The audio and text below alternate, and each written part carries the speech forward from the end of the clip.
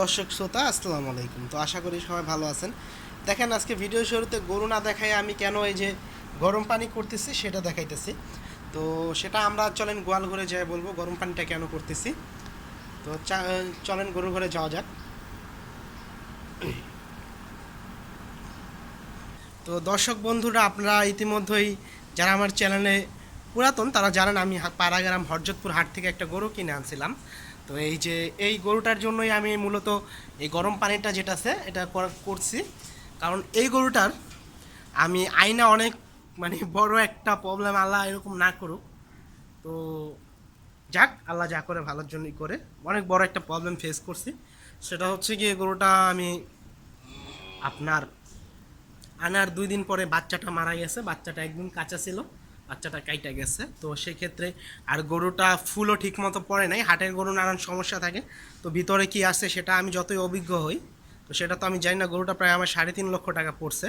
তো সেক্ষেত্রে আয়না দেখি এই অবস্থা, ফুল নাই, ফুল ভিতরে রয়ে গেছে। পরে হচ্ছে কি আপনার বাচ্চাটা কাইটা গেল।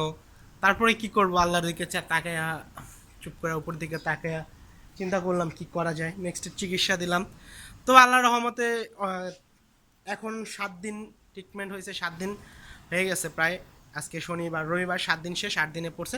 তো এখন চিকিৎসার 5 দিন কোর্স ছিল, 5 দিনের 6 দিনের একটা কোর্স ছিল। সে কোর্সটা করছি আমরা।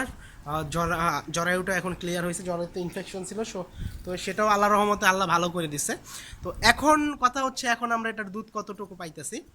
আজকে সকালবেলা আমরা এটা 12 কেজি দহন করছি, আর বিকালবেলা আরও 6-7 কেজির মতো পাবো ইনশাল্লাহ। এখন 19-20টা দুধ আমরা পাইতেছি, আশা করতেছি এটার থেকে 30টা দুধ আমরা পাবো ইনশাল্লাহ। তো সবাই এটার জন্য দোয়া করবেন। আর বাচ্চা মরে গেছে সেজন্য কান্না করার কোনো কিছু নাই, বা ক্ষতির সম্মুখীন হব তত কোনো কিছু না। কারণ আমাদের ঘরে দেখেন আরও কত বাচ্চা আছে। এই যে দেখেন, এখানে দেখেন একটা বকনা বাচ্চা, ওটাও বকনা বাচ্চা ছিল। এই যে এখানে আরেকটা বকনা বাচ্চা, রেড ফিজিয়ান 100% বীজের বকনা বাচ্চা। প্লাস আপনি যে বকনাটা দেখতে পারতেছেন হলস্টেন ফিজিয়ান, এটা হচ্ছে আপনি 100% বীজের বাচ্চা। আবার এটার পেটটা এখন, এটা আল্লাহ রহমতে 8 মাস প্রেগনেন্ট আছে। এটা 1 মাস 1.5 মাস পরে এটা বাচ্চা দিবে ইনশাআল্লাহ।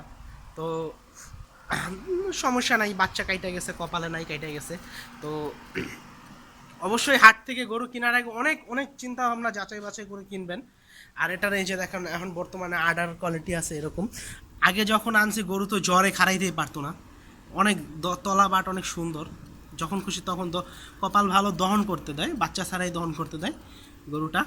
তো যাই হোক, কারোর সাথে এরকম যেন প্রতারণা না হয়, সেক্ষেত্রে আমার সাজেশন হাট থেকে গরু না কিনে আমাদের মতো এক্সপিরিয়েন্স, আমার প্রায় 7-8 বছরের এক্সপিরিয়েন্স, বাট তারপর আমরা প্রতারিত হয়ে গেছি। তো প্রতারণার শিকার হয়ে গেছি, কিন্তু এর মানে এ না যে এটার থেকে লস পোষানো যাবে না, যাবে। কারণ এটা যদি 30 কেজি দুধ হয়, এই ল্যাকটেশনে 30 না হোক 25টা হোক, তো 25টা হলে আলহামদুলিল্লাহ আমরা পোষা উঠতে পারবো ইনশাল্লাহ। তো সবাই এটার জন্য দোয়া করবেন। আর অবশ্যই চ্যানেলটিকে সাবস্ক্রাইব করে সাথে থাকবেন। আজ এই পর্যন্তই, সামনে আরও সুন্দর করে ভিডিও বানাবো। আজকে মন দিল এতদিন ভালো ছিল না, একটু ভালো লাগতেছে, সেই কারণে আজকে আপনাদের মাঝে চলে আসলাম। তো সবাই সাথে থাকার জন্য অনেক অনেক ধন্যবাদ। সামনে আরও আপডেট দেবো ইনশাল্লাহ। অবশ্যই চ্যানেলটিকে সাবস্ক্রাইব করে রাখুন।